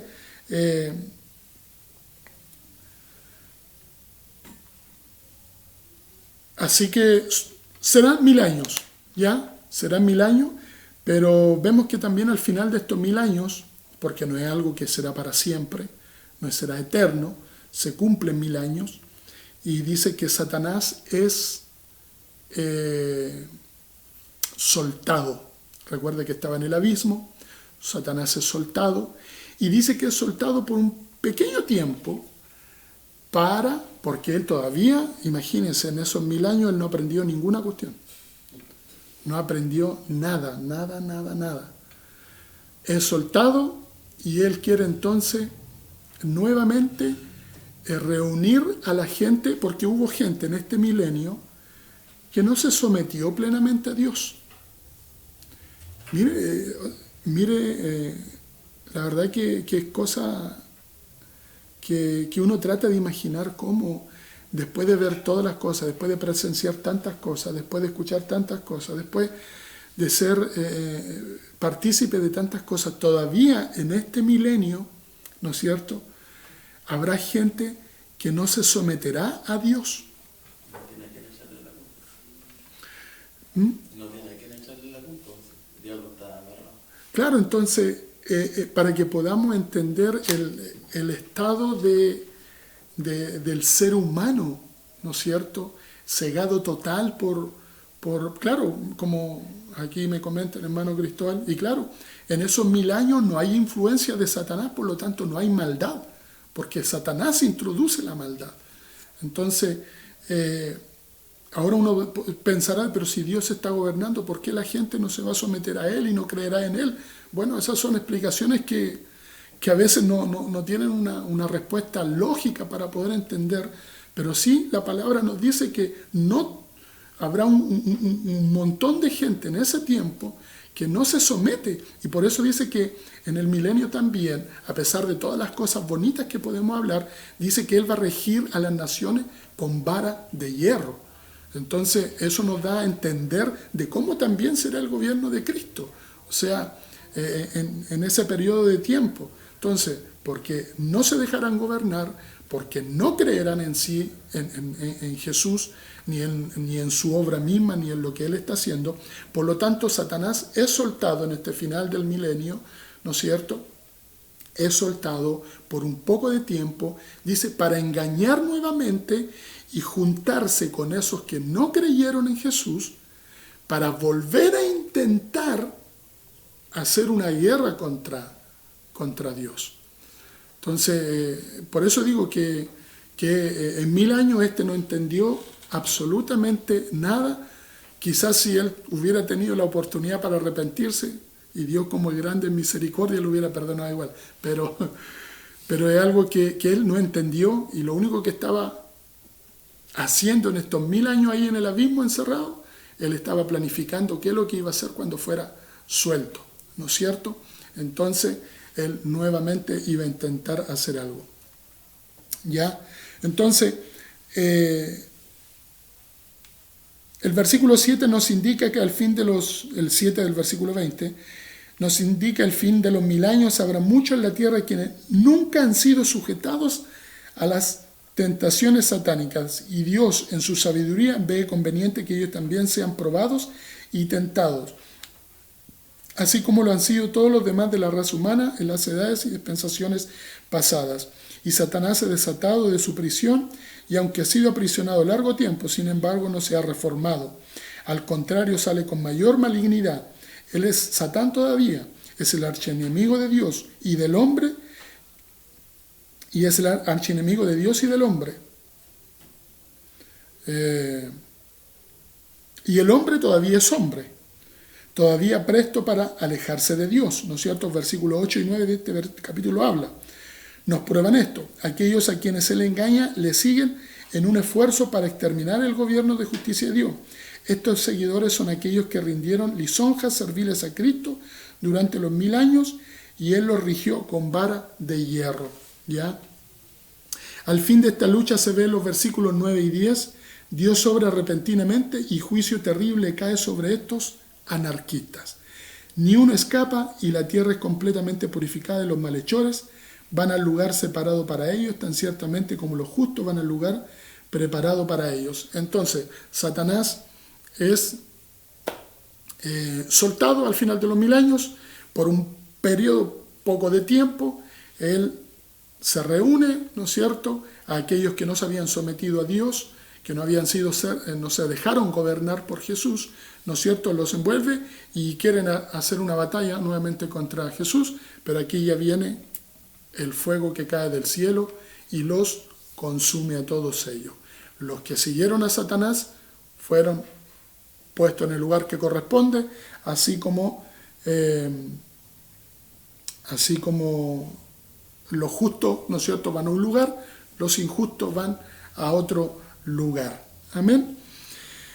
El juicio, y aquí entonces termina estos 1000 años, termina esta revuelta que Satanás hace con estos hombres. Jesús las termina con el fuego que desciende del cielo. Y aquí entonces ya nos vemos enfrentados al juicio del gran trono blanco. ¿Quiénes participan en el juicio del gran trono blanco? O mejor dicho, ¿quiénes van a ser juzgados? Dice que este es un juicio para los muertos solamente. Aquí la iglesia no es juzgada de ninguna manera, ¿no es cierto? Ella está ahí en el trono, sentado al lado de su esposo, ¿no siendo presenciando toda esta escena. Y aquí entonces donde son sentenciados los muertos, dice que el mar entrega a sus muertos, la tierra entrega a sus muertos, y aquí es dada la sentencia para aquellos que dice que fueron abiertos unos libros, ¿no es cierto? En esos libros se encuentran, por decirlo de alguna manera, las obras que estas personas hicieron, tanto buenas como malas, ¿ya? Y conforme a esas obras, ¿no es cierto?, la gente será juzgada también. Y dice luego que se abre también el libro de la vida, que no tiene nada que ver con el libro que fue abierto, sino, por eso tiene los dos nombres, el libro de la vida. Y en este libro de la vida se encuentran, ¿no es cierto?, o mejor dicho, todos los que están escritos en ese libro de la vida son librados de este juicio. Pero todo aquel que no está escrito en el libro de la vida, esos serán juzgados y sentenciados, porque aquí ya hay sentencia para ellos. El juicio del gran trono blanco es uno de los muertos solamente, es decir, para los muertos. Juan los ve parados delante del trono. Los libros fueron abiertos y él y también otro libro, que es el libro de la vida, y los muertos fueron juzgados de acuerdo con las cosas escritas en los libros, según sus obras. El ángel ha guardado un fiel registro de la vida de cada persona, y cada uno recibirá según sus obras. El pecador tiene que afrontar su registro. Los inicuos que desean ser justificados por sus hechos, en lugar de serlo por la fe en Cristo, serán juzgados por el registro de aquellas obras. Hay mucha gente que cree todavía que es salva por ser buena persona, que no le hace mal a nadie, que ayuda, que colabora, que comparte, que da al pobre, que ayuda a la viuda, al huérfano, que no le hace maldad a nadie. Todos esos que creen que por sus buenas obras van a ser salvos, entonces vemos aquí que no será de esa manera. Algunos tendrán más a su crédito que otros en cuanto a sus buenas obras, pero cuando el otro libro, ¿no es cierto?, se abra, el libro de la vida del Cordero, se abra, sus nombres no se hallarán, y porque no tienen vida en Cristo, son condenados. Amén. Entonces, ahí vemos la escena del juicio del gran trono blanco, donde todos aquellos que no se encuentren en el libro de la vida serán condenados. Serán condenados, serán juzgados por sus obras, por sus hechos, y serán condenados. Juzgados y condenados. Las dos cosas. Aquellos que no se encuentren en el libro de la vida. Cuando nosotros aceptamos a Cristo, nuestro nombre fue escrito en el libro de la vida. Y lamentablemente hay algunos que creen, ¿no es cierto?, que ese nombre no se borra nunca más de ahí. De lo cual yo creo que sí se borra. Por lo tanto, por eso podemos decir, y por eso se habla, y en algunos otros momentos, incluso en los cultos, uno ha hablado de que la salvación sí se puede perder. Por eso debemos cuidarla con temor y con temblor. Hay que cuidarla. Y ese cuidarla, claro, nos habla de que esto se puede perder. Y la puede perder si nosotros volvemos a nuestra vieja naturaleza pecaminosa, si nos volvemos nuevamente a nuestros malos caminos, si continuamos en los deseos de la carne, en los deseos de los ojos, en la vanagloria de la vida, ¿no es cierto? Son las cosas que harán con que nuestro nombre pueda ser borrado de ese libro de la vida. Entonces aquí no es salvo, siempre salvo. No. Entonces, porque eso es muy fácil, imagínense, salvo, siempre salvo. Yo acepté a Cristo, Él me perdonó mis pecados porque yo me arrepentí, mi nombre fue escrito en el libro de la vida, pero después yo vuelvo a hacer las mismas tonterías de antes. Eso es muy simple, eso es muy fácil. Entonces, por lo tanto, eso no corre de salvo, siempre salvo. Entonces, nuestro nombre está ahí en el libro de la vida y ahí tiene que permanecer para siempre. Amén. Entonces, no puede ser borrado si no queremos pasar por el juicio del gran trono blanco. Amén. Entonces, ahí termina este capítulo 20, hablando sobre el milenio y el gran trono blanco. Ya.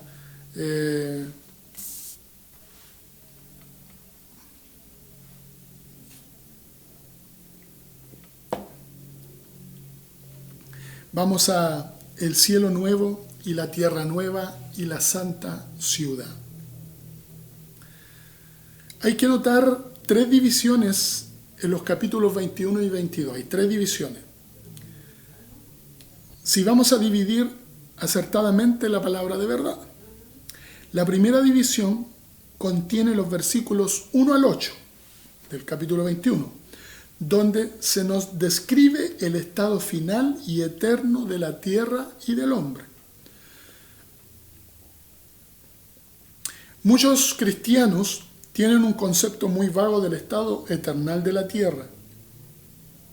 tienen la idea que la tierra ha de ser completamente deshecha, destruida, que se va a acabar, que va a haber el fin del mundo, y que la morada final de los redimidos ha de ser un estado solamente espiritual, en el aire, en el cielo, en un lugar indefinido, sin descripción ni localidad. Y olvidan que las escrituras declaran que tú estableciste la tierra y ella subsiste aún, y la tierra permanece para siempre. La tierra no será destruida. Alguna vez tuvimos ese pensamiento de creer que la tierra iba a ser destruida y que después de los 1000 años Dios iba a destruir todas las cosas. Y que al final, como imaginamos, se iba a destruir todo, la galaxia, todos los otros planetas, que todo se iba a acabar. Ese pensamiento en algún momento errado tuvimos, pero no. Resulta que la tierra no será destruida, ¿ya? Sino que ella pasará por un proceso de purificación. Así como en el tiempo de Noé, ella pasó por un proceso de purificación a través del agua, ¿no es cierto? En este tiempo, ya, después del juicio del gran trono blanco, la tierra, o en ese momento que Dios envía fuego para destruir a Satanás, ¿no es cierto? Y a todos los que con él quisieron ayudarle, entonces ese fuego, la tierra va a pasar por un proceso de purificación, pero por fuego.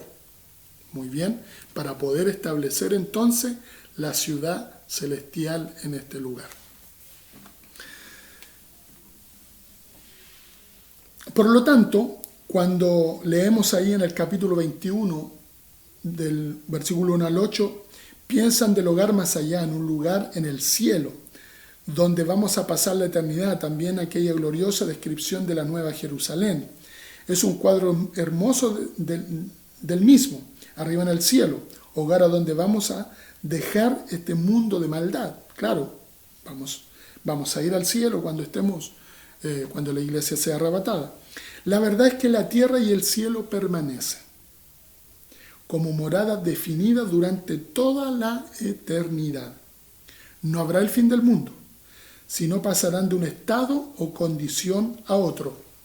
La tierra de un estado pecaminoso pasará a un estado, por decirlo de alguna manera, santo, ¿no es cierto?, por un proceso de purificación.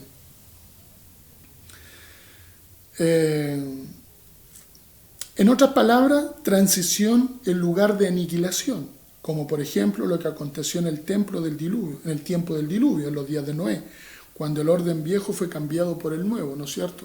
La purificación, como que yo le mencionaba, por el agua. Juan nos habla de esto primeramente en el capítulo 20, versículo 11, donde nos dice, huyó la tierra y el cielo. Y no nos explica cómo acontece esto, pero el apóstol Pedro lo aclara ahí en los versículos.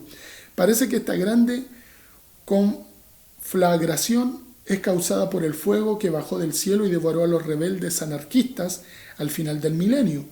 Los santos del milenio son arrebatados a algún lugar de seguridad, ¿no es cierto?, en la tierra, y la tierra es encendida con ardiente calor, no con el propósito de aniquilación, sino que para purificación. Y mientras pasa la tierra por su bautismo de fuego, el juicio del gran trono blanco de los inicuos muertos tendrá lugar en alguna parte que Dios mismo escoge. ¿Dónde va a ser eso? No tengo la menor idea, mi hermano. Así que le soy muy sincero. Aquí no le voy a vender ninguna pomada. ¿Dónde va a ser eso? No tengo idea. Dios tendrá reservado un lugar donde va a ser eso, en alguna parte del espacio, ¿no es cierto? Algún auditorio habrá por ahí que Dios tenga para reunir a todos y de esa manera realizar el juicio del gran trono blanco, mientras la tierra está siendo purificada, ¿no es cierto? Así que la armazón o esqueleto de la tierra no ha sido destruido por el fuego. Pero la tierra presente y la atmósfera alrededor de ella ha de ser tan completamente renovada y cambiada por él. Muy bien, por el fuego, que todo lo que el pecado ha traído a la existencia cual espinos y abrojos, microbios y enfermedades, pestes, etc. Todo eso será destruido por esta purificación. La atmósfera será purificada y librada de agentes destructivos y espíritus malos para siempre. Ya no va a existir ningún tipo de maldad en esta purificación. Nada, nada, nada. Absolutamente nada. En otras palabras, toda la creación que está en un estado de terrible cautiverio causado por el pecado será librada de la servidumbre. Entonces el pueblo de Dios volverá a la tierra nueva. Será el paraíso restaurado, ¿no es cierto? Así como el paraíso en el cual vivió Adán y Eva, ese paraíso tremendo, maravilloso, majestuoso. Entonces dice que la tierra será restaurada prácticamente a ese nivel que había en el paraíso en ese entonces. No solo habrá cielo nuevo y tierra nueva, sino habrá también una ciudad. Juan habla de ella en el versículo 2 y luego ve la segunda división de estos capítulos. Él nos da una descripción maravillosa y vivida de esta nueva ciudad. Amén. Ese es el lugar donde Jesús habla y dice que es necesario que Él regrese, ¿no es cierto?, al lado del Padre para preparar lugar para nosotros.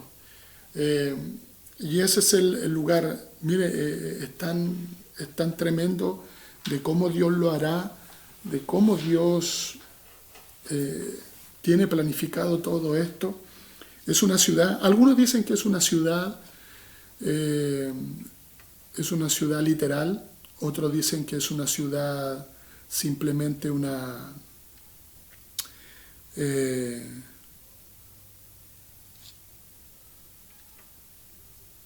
es algo espiritual nomás, ¿no es cierto?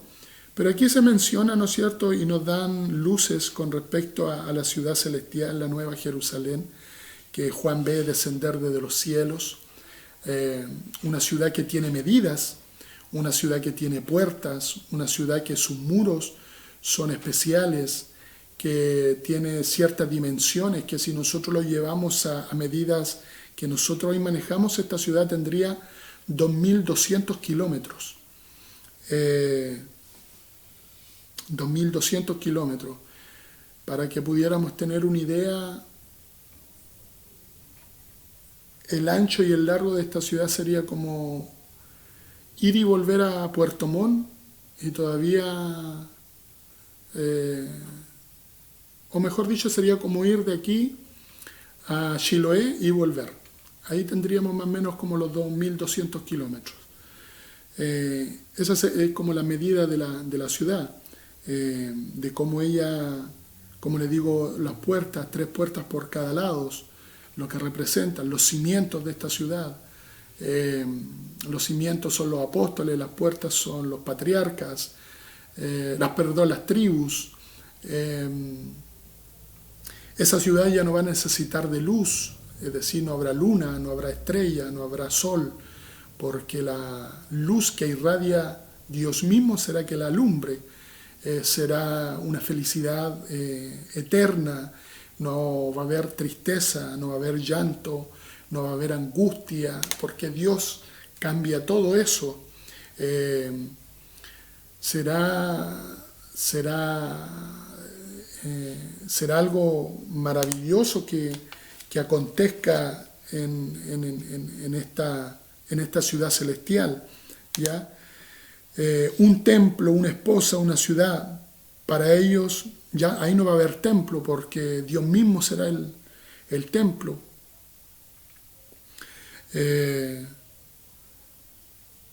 Es una ciudad para santos, ¿ya? No es una ciudad para pecadores o donde vaya a vivir el pecado o la maldad, no, es una ciudad para santos.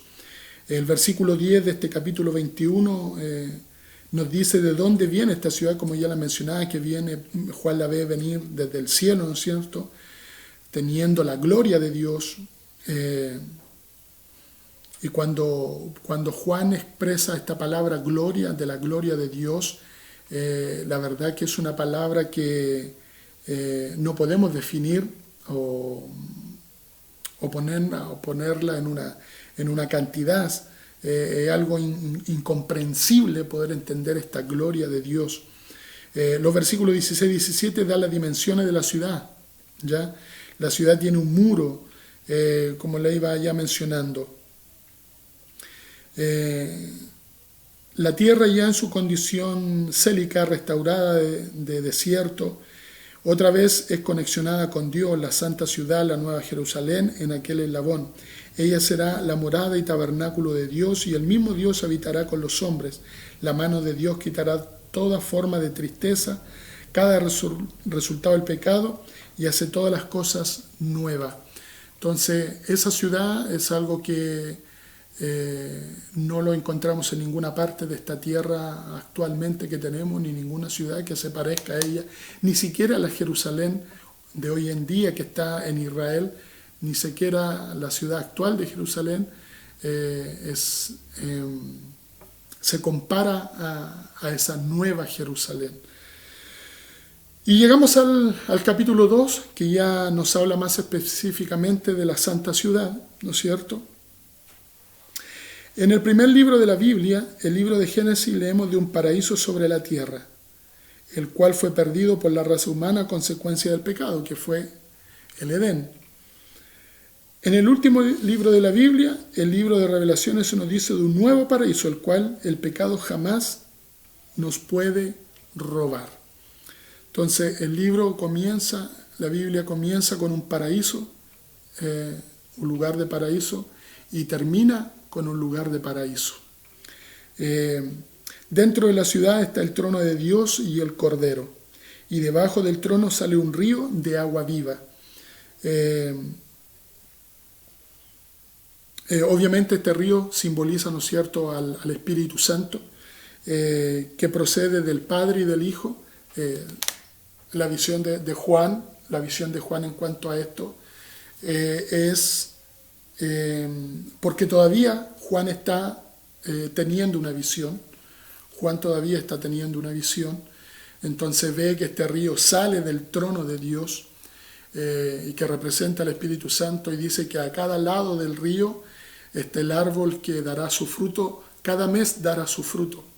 Así como se representa un poco el árbol de la ciencia del bien y del mal que había en el huerto del Edén, acá dice que habrá un árbol, ¿no es cierto?, a cada lado del río, y que dará su fruto cada mes. Donde algunos dicen, y hay especulación en cuanto a eso, que quienes vivamos en ese lugar podremos comer de ese árbol, disfrutar de las delicias de esos frutos. Donde dice que las hojas serán para las naciones, para la sanidad de las naciones. ¿Y cómo se explica eso? Pero ¿cómo sanidad si ya en ese momento ya todo ha sido cambiado, ¿no es cierto? No es que... y ahí en el versículo 2 dice, hace la mención, las hojas del árbol son para la sanidad de las naciones. Esto completa el cuadro del estado eternal y también la revelación de este libro. O sea, es una representación al final de todo el proceso que pasó durante la iglesia, ¿no es cierto?, durante todo su tiempo, todo ese periodo de la gran tribulación, todo ese tiempo del milenio. Obviamente es una revelación de lo que fue o de lo que, para lo que sirvió, ¿no es cierto?, todo lo que Jesús hizo, ¿ya? Así que por eso es algo más que nada, por decirlo de alguna manera, simbólico que nosotros entendemos de eso. Dentro del versículo 3 al 5, aquí menciona el libro que hay 7 glorias, ¿ya? De los redimidos. No son maldiciones, no son maldiciones, por eso lo menciona como las glorias, que significa perfecta santidad, ¿no es cierto?, no más pecado. El trono de Dios y el Cordero estarán en ella, que significa perfecto gobierno, no más desorden, sus siervos le servirán, no más pereza, sino perfecto servicio, y verán su rostro, perfecta visión, ¿no es cierto? Eternamente su nombre estará en sus frentes, perfecta y eternal, habla de una perfecta y eternal posición. Él pertenece a nosotros y nosotros pertenecemos a Él, y su nombre y su gloria son nuestras para siempre. Y no necesita de luz de lámpara ni de luz del sol, porque Él es la luz perfecta. Y reinarán por los siglos de los siglos, perfecta cooperación con Él eternamente. ¿Ya? Del versículo 6 al versículo 21 contiene la tercera división, el epílogo del libro. Y aquí hay algo interesante a resaltar, donde el ángel le dice a Juan que estas son palabras fieles y verdaderas. Y eso entonces nos da seguridad. A Juan se le dice que no debía sellar el libro, ¿ya?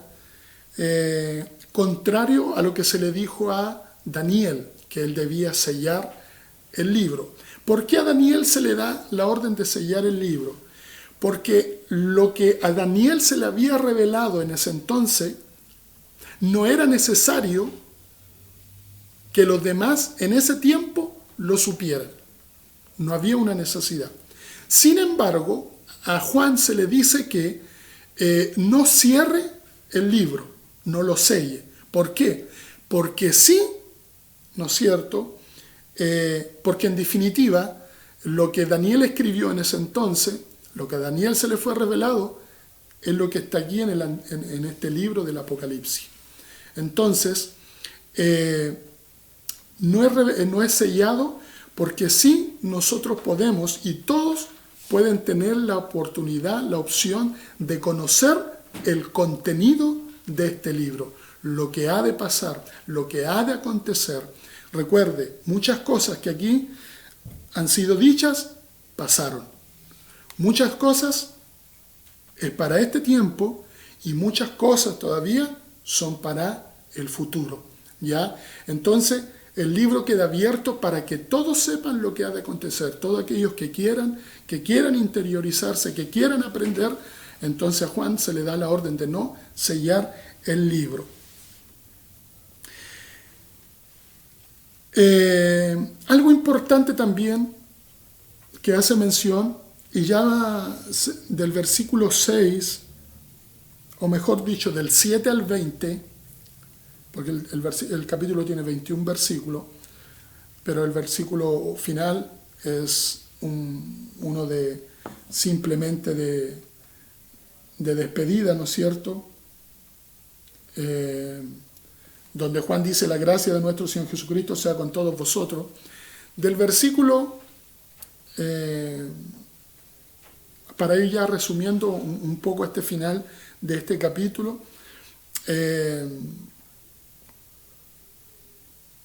todo lo que ha de acontecer, todo lo que ha de suceder, todo lo que ha de pasar, solamente se nombra hasta el versículo 6, ¿ya? Solamente hasta el versículo 6, es decir, Apocalipsis 22:6, hasta ahí se nos dice todo lo que va a pasar, todo lo que pasó, lo que está pasando y lo que va a pasar, ¿ya?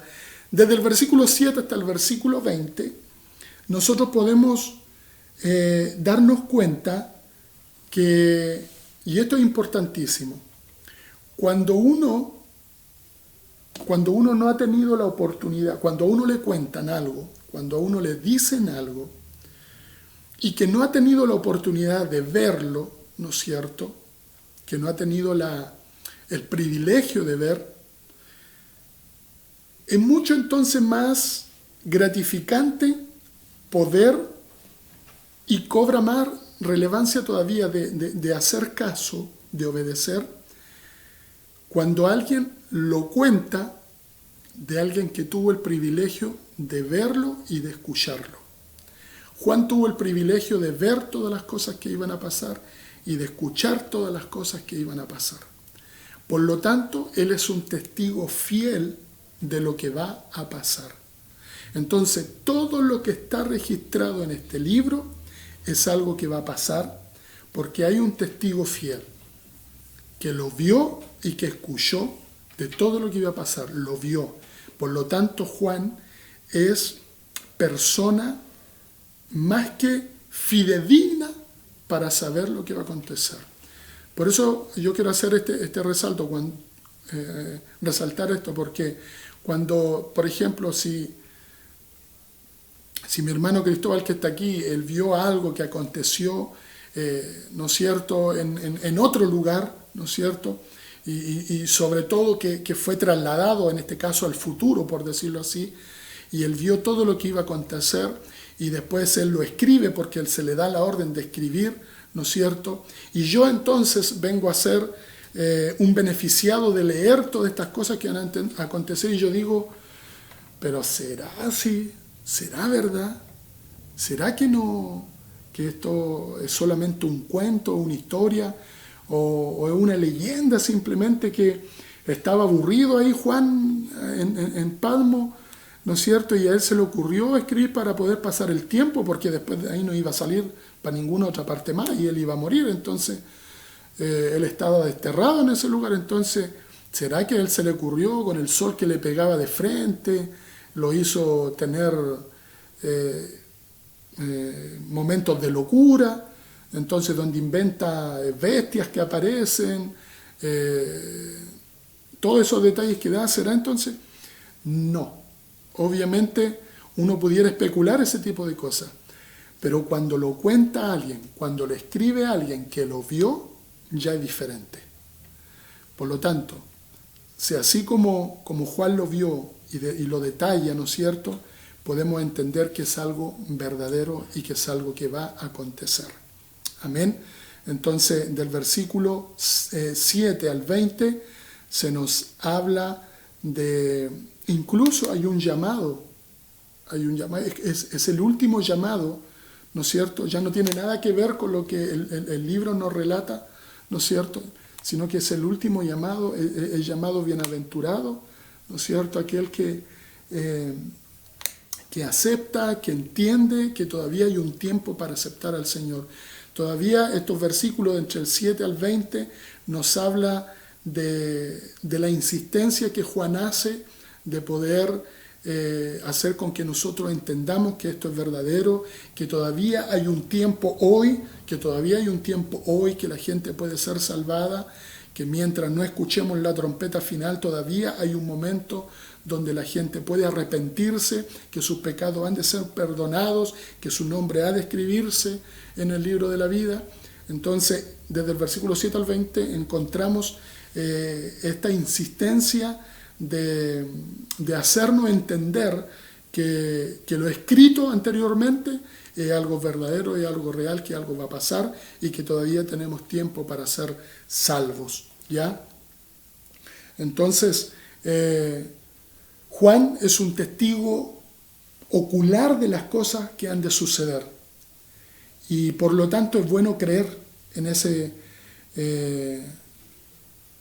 por fantasioso que puede parecer, es algo necesario creer en aquello que Juan vio.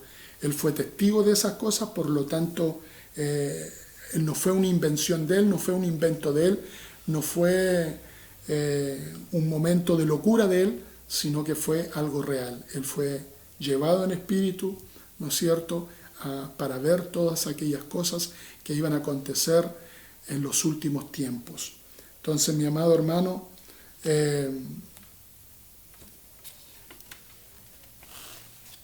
vemos en este último final que el libro comienza, la Biblia comienza con el sol de justicia en el Antiguo Testamento, hablando del sol de justicia. Ahora este Nuevo Testamento, Él es la estrella de la mañana. El versículo 17 hace la última llamada, por eso le hablaba de que había todavía una invitación. En la última llamada de arrepentimiento de la Biblia está en el versículo 17. Y es una llamada también entre estos versículos del 7 al 20 Es una llamada a mantenernos firmes, es una llamada a mantenernos despiertos, es una llamada a mantenernos santificándonos todavía, seguir en este proceso de santificación, en una búsqueda, en una alegría, en un regocijo, en una conducta como cristiano. Es un llamado todavía a hacerlo. Sigue habiendo una invitación a servir y a sumarse, a ser parte del pueblo de Dios. Así que ahí ya damos conclusión a este libro, ¿no es cierto? Al libro de Apocalipsis, al libro de las Revelaciones. Así que ha sido tremendamente para mí provechoso nuevamente leer de esto. Así que espero que les pueda servir. Sigo insistiendo y porque realmente es así. El mejor maestro que usted puede tener es el Espíritu Santo. Y a él puede preguntarle todas sus dudas. Si a Dios le parece entonces y le place responder todas sus dudas, aclarar todas sus dudas, bienvenido sea. Amén. Así que no deje de lado en el estudio de esto, no deje de lado al Espíritu Santo. Así que Dios le bendiga. Terminamos. Alguien por ahí me preguntó si más adelante pudiera ser posible tener una clase presencial en cuanto a esto. Veremos si es posible, con todo lo que se nos va juntando por delante, con cosas que hacer. Veremos si es posible en algún momento tener esa facilidad, tener esta clase. Así que espero que puedan disfrutarlo, espero que les sirva también mucho y de entender muchas cosas. ¿Para qué? De entender para qué. Para que usted cada vez se aferre más al Señor, sabiendo que estamos viviendo en los últimos días, que ya no queda nada para que se cumpla esto. Amén. Así que manténgase firme, sé fiel hasta la muerte, para que Él te dé la corona de la vida. Amén. Dios le bendiga y un gran abrazo para cada una de ustedes. Nos vemos.